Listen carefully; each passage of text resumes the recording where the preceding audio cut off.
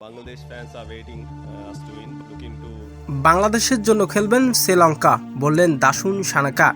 আফগানিস্তান বাদ সুপার ফোরে খেলবেন বাংলাদেশ। সংবাদ সম্মেলনে একই বললেন শ্রীলঙ্কান অধিনায়ক। প্রিয় দর্শক, বিস্তারিত থাকছে ভিডিওর প্রতিবেদনে। এশিয়া কাপের নাটকীয় সমীকরণের পর অবশেষে সুপার ফোরে জায়গা করে নিচ্ছে বাংলাদেশ। আফগানিস্তানকে বিদায় জানিয়ে বাংলাদেশকে সমর্থন জানালেন শ্রীলঙ্কান অধিনায়ক দাসুন সানাকা। ম্যাচ শুরুর আগে সংবাদ সম্মেলনে সানাকা বলেন, বাংলাদেশ এবারের আসরে দারুণ ক্রিকেট খেলেছে। ওরা সুপার ফোর খেলার যোগ্য।